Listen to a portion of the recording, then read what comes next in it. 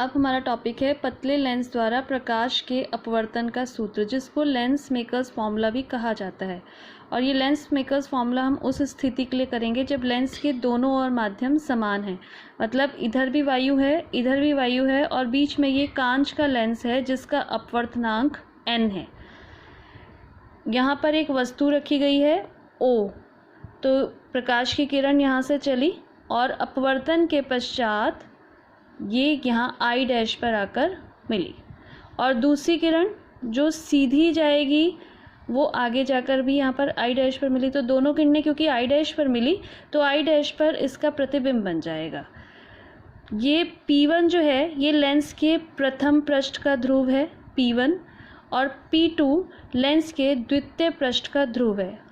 हमने ये माना कि क्योंकि ये दो पृष्ठों से मिलकर लेंस बना है, अतः पहले पृष्ठ की त्रिज्या R1 और दूसरे पृष्ठ की त्रिज्या R2 है। यहाँ ये ध्यान आप दीजिए कि जो पहला पृष्ठ है वो इस तरीके के सर्कल से बना है, तो इसीलिए पहले जो पृष्ठ की त्रिज्या होगी वो इस तरफ होगी। It means R1 positive sign के साथ हम लेंगे, और जो दूसरा पृष्ठ है वो इस सर्कल को काट के बनाया गया है, तो इस दूसरे पृष्ठ की त्रिज्या इस साइड होगी, इसलिए उसको हम नेगेटिव साइन के साथ लेंगे।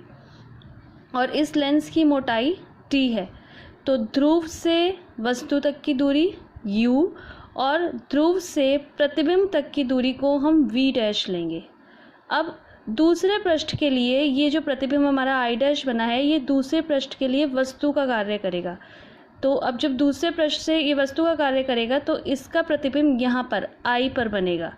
इस I की दूरी जो है दूसरे ध्रुव से वो हो जाएगी v डैश माइनस t।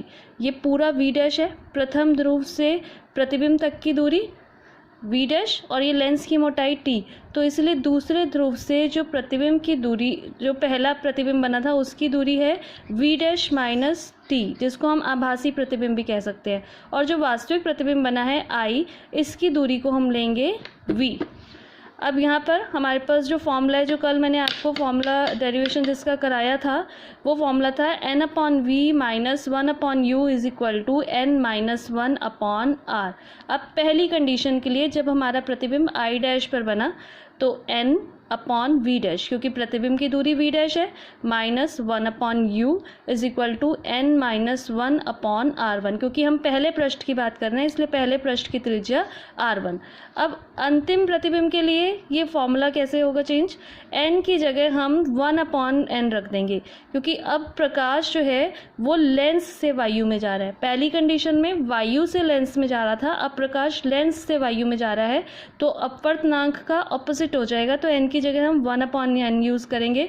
और जैसा कि मैंने बताया था कि जो वास्तविक अंतिम प्रतिबिंब बना है इसकी दूरी जो है वो v है, इसीलिए हम v यूज़ करेंगे, माइनस वस्तु की दूरी। अब वस्तु हमारे लिए I डैश है, तो वस्तु की दूरी क्या है, द्वितीय ध्रुव से v डैश माइनस t, इसलिए u की जगह v dash minus t is equal to n की जगह फिर से 1/n माइनस 1/r2।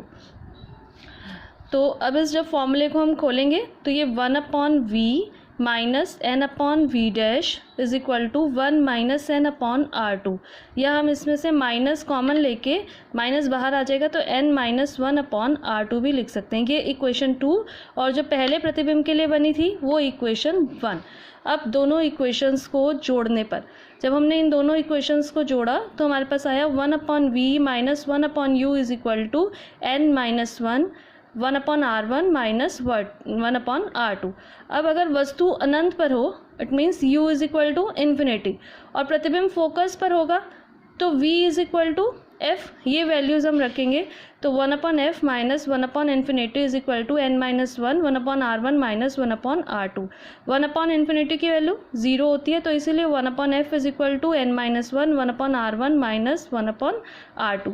जो ऊपर फॉर्मूला बना था वो इक्वेशन 3, और जो नीचे फॉर्मूला बना वो इक्वेशन 4। ये फॉर्मूला है लेंस मेकर्स फॉर्मूला। अगर आपको डेरिवेशन आता है लेंस मेकर्स फॉर्मूला के लिए तो आप यहीं तक करेंगे, और अगर लेंस फॉर्मूला आएगा तो उसके लिए आप दोनों इक्वेशंस को कंपेयर करेंगे। दोनों इक्वेशंस में राइट साइड सेम है, तो हमारी इक्वेशन बन जाएगी 1/f is equal to 1/v minus 1/u।